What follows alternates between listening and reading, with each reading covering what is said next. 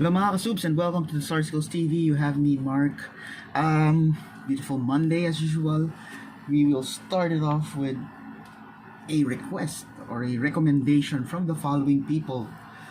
We have KDTGrave mix covers. We have RoadRunner. Excuse me. And lastly, definitely not the leasty, JP Dorato. Thank you guys for this recommendation. The song is entitled, let me know if I pronounced it correctly. So, Ijime Dame Zettai. Ijime Dame Zettai. BABYMETAL is the artist. This song will go for, or the video goes for 7 minutes 22, and this is my first time to listen to this, so I'm not really sure if it has some, speech or some intro before the actual song. So this is from the this is a live performance at Sonisphere 2014 in the UK. For those who are not new to the channel, maraming salamat. And for those who are new to the channel, I'll be trying something different, or we'll be trying something different in giving our reaction. For those who do not know, we recently got slapped in hard in terms of copyright, and I had to change the way I review particular videos or songs. And I appreciate those who gave me tips on how to go past or get past these copyright thingies. I also went to that copyright school by YouTube, and I really appreciate those recommendations because I'm gonna try one of them actually. If memory serves me right, Rington 300, I'm gonna do your recommendation. He called it link and sync. So what's gonna happen, guys, is the video that we'll be listening to will not be embedded on this video, but instead I'll put the link below in the description, so you can either play it along while I also listen to it.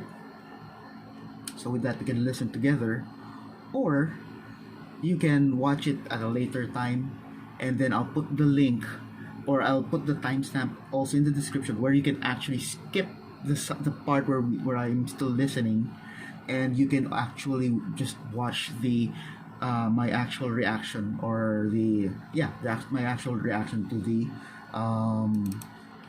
video. And let's see how it goes. I'm hoping that once the copyright strike gets washed away, or whatever you call it, we will be able to resume normal activities, probably a different format, because I've seen other recommendations where you can still put the video without getting the copyright strike there, and I want to try that, and hopefully it works.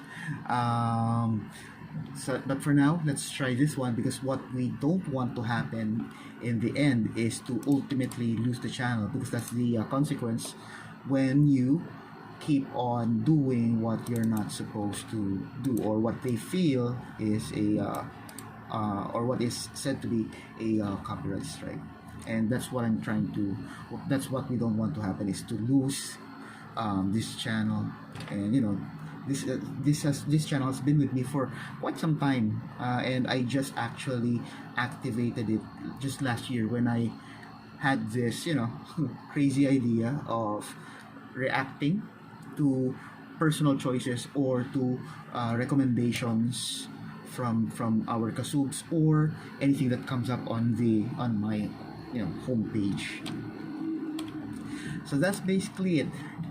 So if you guys are ready, just like I am, kindly click the link that you find in the description, and then at the count of 3, we can we can start enjoying the music. And as we go along as well, I'll do the usual stuff where I'll jot down a couple of discussion points or notes that I'd like to share at the end of the video. So, okay, so now that we have everything set aside. We've talked about what led us to this type of format. Let's see. I hope you guys will still support the channel despite a sudden change in the formatting. But anyway, if you are ready, then I am ready as well. Let's play the music. So let me just pull this out. Okay, I'm ready. In 3, 2, 1.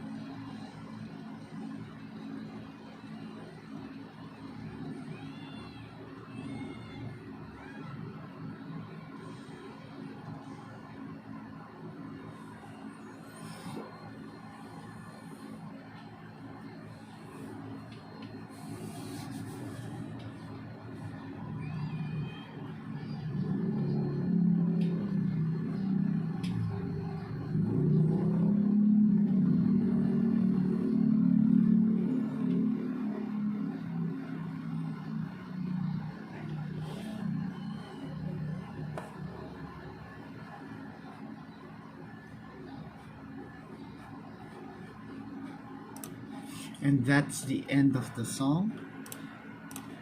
Okay, 13 minutes. Hi, let's go through the notes. Before I go through the notes, I have a question, guys. So I finished the video. So the concert faded, and then there was a type, on a card or a photo about the Sonisphere, and it says "end bullying." So let me guys know if is it the the theme of the actual event. So it's about awareness, I guess, about bullying, or is it or is that about the song itself? Let me know in the comments. Anyway, let's jump to the to my notes. I have quite. When I first heard the first part, na na na. Sorry, I'm not really good at singing. You know that part where Sue is doing the na na na na. I thought it's gonna be I was I was thinking about okay, they're trying something new, something like a ballad. I like it because I like this part because it's like it's something I would like to sing if I'm gonna put a baby to sleep. It's kind of introducing them to metal. But I still plan to do that. It's a nice but I'm gonna make it more of a hum because humming would be easier. Something like that. And then all of a sudden, the metal comes in. It's solid, crunchy, juicy. Later, I'll use the juicy part. At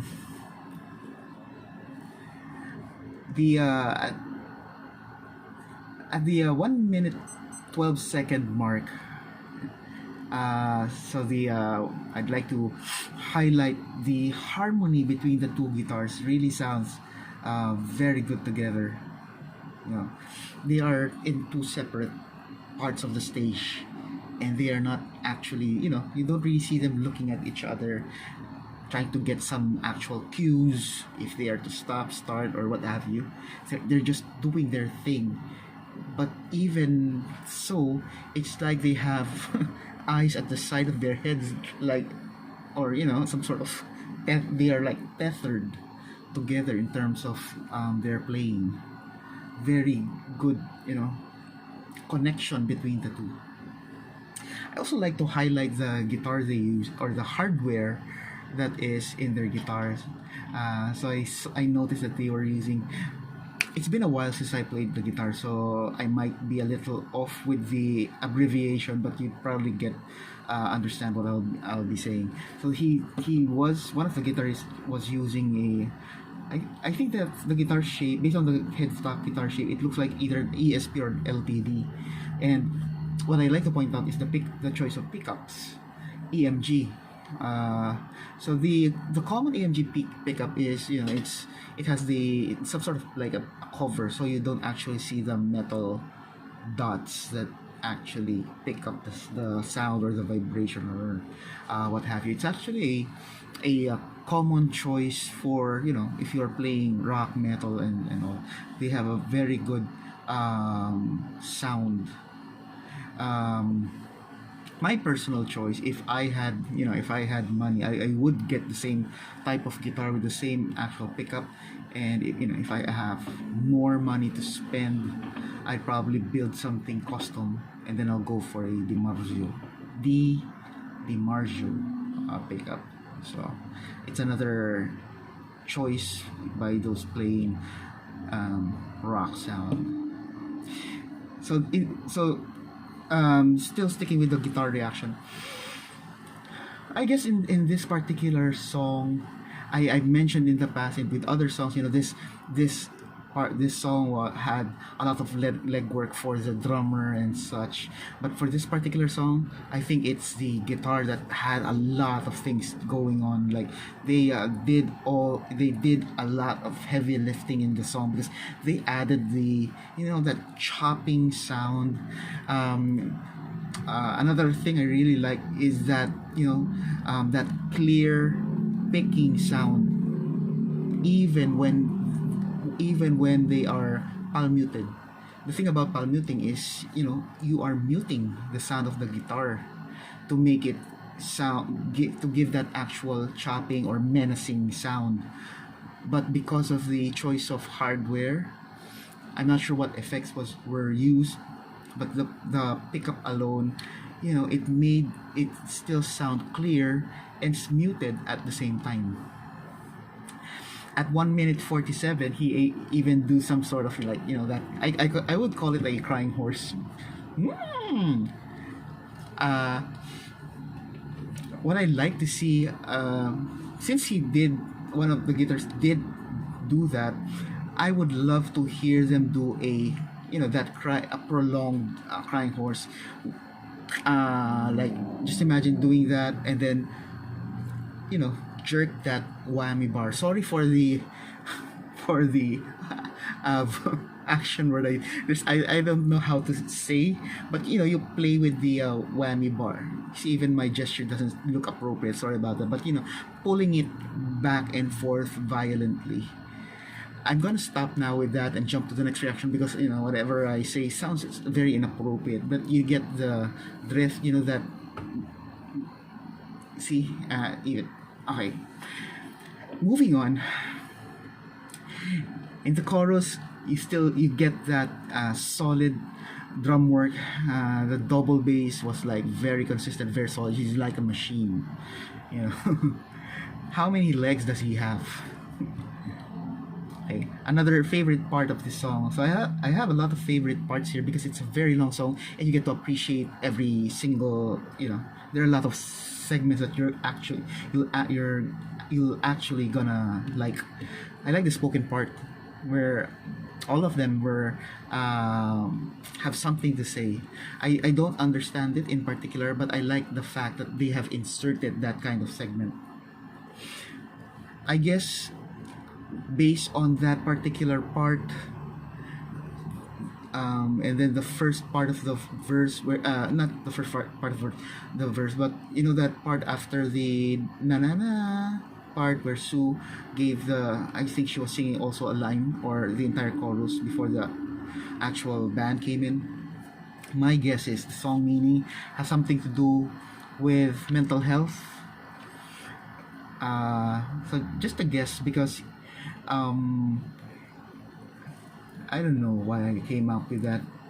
When I listened to the song, what I felt was a certain degree of like loneliness, I guess, and that's why it led me to believe that it's all about mental health. So it's a bit vague, guys, so apologies for that, but let me know what the song actually means in the comments. I would appreciate that. Highlight. So going back to the parts that I like, the ad-lib part, the lead part. Did you guys? So I was talking earlier about how the two guitars are well connected. This is another part where you can see the actual, a beautiful like synchrony between the two. That like they have, it's like sharing one big brain, and then it's being transmitted to two actual guitarists. They're very in sync. They're like Siamese twins of metal, something like that. I love the juicy guitar licks. It's like they're both doing licks. They're both doing lead, but you can still have distinction. Like one is doing like lead, and then the other doing the lead. The other one is like doing rhythm lead. I'm not sure if that makes sense. It's like they're both playing lead parts, but you can still feel that one is taking turns. Like it's my turn to do some licks. Then he moves back, and then the other one does his part. So they're like supporting each other. One does rhythm, and then the other goes lead, and then they sometimes also harmonize. But they are actually both doing lead parts. They're not doing power chords or stuff. They're like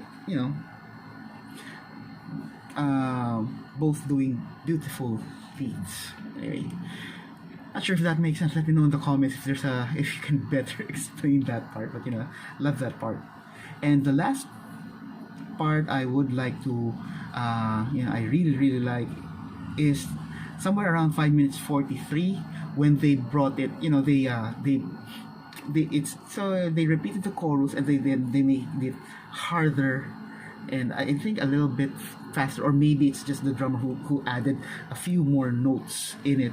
It's like they're trying to push the envelope. Let's see how far they can take the energy of that particular song.